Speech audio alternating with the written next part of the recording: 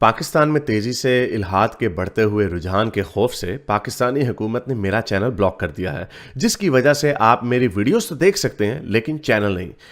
इसको दूर करने के लिए आप YouTube पर अपनी प्रोफाइल पर क्लिक कीजिए और अपनी लोकेशन को पाकिस्तान से बदलकर कोई और मुहज्जब मुल्क जहां आज़ादी सोच पर कोई पाबंदी नहीं उसे चूज कर लें। अगर आप आईफोन यूज करते हैं तो इसी तरह अपनी प्रोफाइल पर टैप करें, फिर सेटिंग्स में जाएं, फिर जनरल और फिर लोकेशन से कोई अच्छा सा मुहज्जब मुल्क चूज कर लें।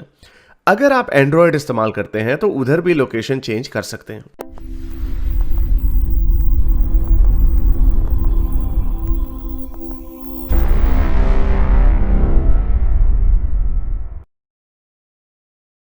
एक साइकोलॉजिकल क्वेश्चन करना था सर आपसे कि मसलन जो बच्चे होते हैं, छोटे होते हैं, मासूम होते हैं, तो नॉर्मली उनके अंदर फीलिंग्स रहमदिली ज़्यादा होती है। लेकिन मैंने खुद के अंदर ये महसूस करता हूँ और मेरे दोस्त से भी हम डिस्कस करते हैं, तो उन्होंने ये मतलब हमने यही नतीजा निकाला था कि जैसे जैसे शऊर और फहम बढ़ता है तो रहमदिली ज़्यादा बढ़ती है। तो आपका क्या कहना है इस बारे में? ये मैं इसके इसका ऊपर कोई इसकी कोई साइकोलॉजिकल तो नहीं मैं आपको दे सकता, कोई इसकी साइंटिफिक दलील तो नहीं मैं आपको दे सकता कि क्या ऐसे ही है कि बच्चों के अंदर ऑल्ट्रुइज्म, अगर आपने कहना है, या रहम दिली जो है वो, ये दूसरों के लिए एहसास जो है वो ज्यादा होता है या नहीं होता। ये मैं इसके ऊपर, मुझे नहीं पता कि कोई इसके ऊपर साइंटिफिक स्टडी है या नहीं है, लेकिन मैं आपको एक, हम उससे एक जिरा कर सकते हैं और हम उससे सोच सकते हैं, एक थॉट एक्सपेरिमेंट कर सकते हैं कि जब बच्चा जब पैदा होता है, अनलेस कि उसको कोई साइकोलॉजिकल, उसकी कोई ब्रेन की कोई बीमारी है, जैसे क्योंकि जो साइकोपैथिक किलर्स भी होते हैं उनका भी कई अक्सर कहा जाता है ये उनकी जो एक्सपीरियंसेस होते हैं लाइफ में और उनकी सर्टेन माइंड की कंडीशंस होती है जो उनको फिर बड़ा होके साइको किलर बना देता। तो ये तो हम इस पे ये तो मुझे पता है कि बहुत सारे लोग इसमें ये कहते हैं कि एक तो एनवायरमेंटल फैक्टर होता। अगर हम थॉट एक्सपेरिमेंट करते हैं, अगर हम कोई 13वीं सदी से 12वीं सदी से कोई बच्चा उठा के ले आते हैं, 12 साल का, 11-12 साल का, जी। उसको यहाँ पे हम ला के रख देते हैं, तो उसको ये दुनिया बड़ी नरम दिल लगेगी और उसको वो बड़ा भरभरियत होगी उसके अंदर, और वो ऐसे होगी, हालांकि उसकी ब्रेन की जो फैकल्टीज है वो उतनी है जैसी हमारी हैं। उसमें ये प्रॉब्लम इसलिए ज्यादा होगी क्योंकि उसने देखा होगा अपने इर्द गिर्द जुल्म, उसने देखा होगा अपने बाप का कत्ल होते हुए, या अपने बाप को अपने से जो ताकतवर आदमी है उसकी पिटाई करते हुए, उसका इस्तेहसाल करते हुए। तो ये bill and TEDs excellent adventure एक मूवी है बड़ी मजे की।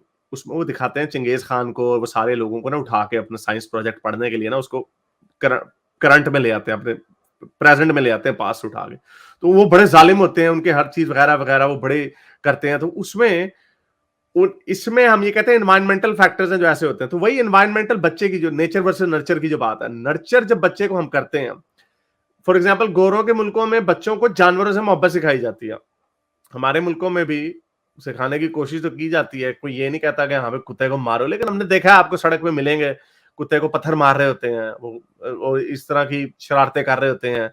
एक मैं सिख की बात नहीं कर रहा, मैं एक नॉर्मल बच्चे की बात कर रहा हूँ जिसकी कोई नेचुरली उसकी कोई प्रॉब्लम नहीं है। एक नेचुरल मरीज है वो तो और बात है, लेकिन उसकी वजह से उनमें वो प्रॉब्लम आती है। आपको बाहर के मुल्कों में ऐसी कोई चीज नहीं मिलेगी, उनको बचपन से उनको पेट दिए जाते हैं। कुछ उनके पेट जब पाले जाते हैं ना, तो उनके आप इसलिए आप देखेंगे कि गोरे हम लोग, कई लोगों को, हमारे देशियों को बड़ी तकलीफ होती है कि यार वो कुत्ते से जप्फी कर रहे हैं, कुत्ते को ऐसे बेड के साथ सुला रहे हैं, तो वो कहते हैं यार ये क्या है, ये तो भाई कुत्ता तो भाई गंदा जानवर है यार।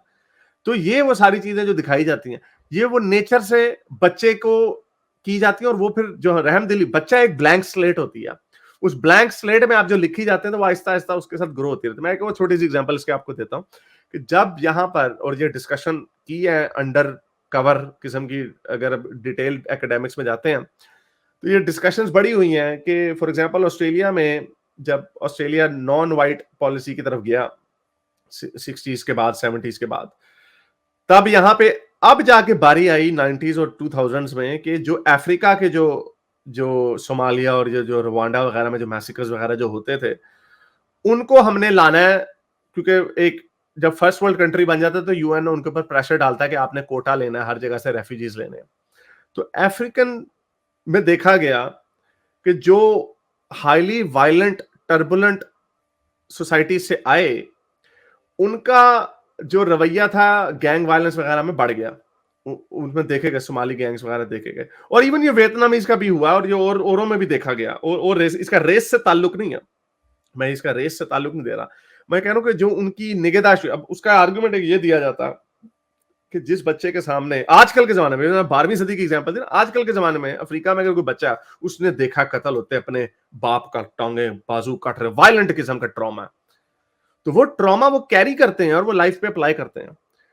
और जब इन बड़े बड़े लोगों की, चिंगेज खान की फॉर एग्जांपल एक एग्जांपल दी जाती है, चिंगेज खान ने अपने बच्चे को अपने भाई को कत्ल कर दिया था, और ये कहा जाता है कि उसने फिर, और ये लेटर जो साइकोलॉजिस्ट हैं या जिन्होंने उनकी बायोग्राफीज वगैरह लिखी हैं, वो कहते हैं कि he understood very early in his life कि वायलेंस से लाइफ सॉल्व हो जाती है, प्रॉब्लम सॉल्व हो जाती है। स्टालिन से एक कोल मंसूब किया जाता है, जोसेफ स्टालिन से, क्योंकि वो भी लीडर बनने से पहले जब वो रेवोल्यूशनरी था, बड़ा बदमाश था, फेंटे फुंटे लगवाता था, खुद छोटा सा ही था, लेकिन वो इतना कनाइविंग था कि लोगों को यूज करके उनका बॉस बन जाता था, और अपने इर्द गिर्द हटकट्टे और बदमाशी इसने खूब करता था। उस जगह का नाम मुझे भूल गया जहां पे पहला उसका रिकॉर्डेड इंसिडेंट है, जब उसको भेजा गया, लेनिन ने भेजा वहां पे, तो उसने खूब जुल्म सितम ढाए वहां पे। तो अच्छा, तो उसका कॉल उससे मंसूब किया जाता है, नो मैन नो प्रॉब्लम। अगर आपको कोई प्रॉब्लम है, उसके पीछे कोई मर्द ही होगा ना। फॉर एग्जाम्पल आज की दुनिया में करते हैं, इमरान खान की नजदीक प्रॉब्लम, नवाज शरीफ के नजदीक प्रॉब्लम है कि यार ये इमरान खान है, ये इमरान खान फड़का दो तो प्रॉब्लम सॉल्व हो जाएगी। दैट वाज ये मंसूब किया जाता है ऐसे लोगों से। तो वायलेंस जो होता है ना, लोगों को ये लाइफ लेसन्स होते हैं, जब वो बचपने से गुजर रहे होते हैं, उनके एक्सपीरियंसेस लोगों को इस तरह का बनाते हैं। तो ये बात आपकी ठीक है, मैं इसकी, मेरे पास कोई साइंटिफिक स्टडी नहीं है, लेकिन ये मैंने आपको कुछ हिस्टोरिकल रेफरेंसेस दिए जो मैंने पढ़े हुए हैं, तो उस हवाले से मैंने आपको ये बात की कि इसमें सदाकत लगती है, लेकिन मुझे इसका कोई साइंटिफिक स्टडी मुझे नहीं, मेरी नजर से नहीं गुजरी। चलें, we have to wrap this up. बहुत बहुत शुक्रिया। आखिर में मोहब्बत का इजहार करना चाहता हूँ सर, आप जैसा मुलीद आप जैसा मुलीद है, मतलब मैंने सच में नहीं देखा, सैकड़ों मौलवी आप पर कुर्बान है, मैं आपको सबसे अच्छा पाता हूँ, मेरी नजर में सबसे ज्यादा अच्छे मुलीद हैं आप। बहुत बहुत शुक्रिया सर, बहुत शुक्रिया सर। मौला अली जिंदा। आपको भी खुशी दे। नारा हैदरी, या अली, नारा हैदरी। अच्छा, मेरे इस नेक काम को जारी रखने के लिए मुझे पेपैल या पेट्रियन पे जरूर सपोर्ट कीजिए, ताकि मैं अपना पैगाम ज्यादा से ज्यादा लोगों तक पहुंचा सकूं।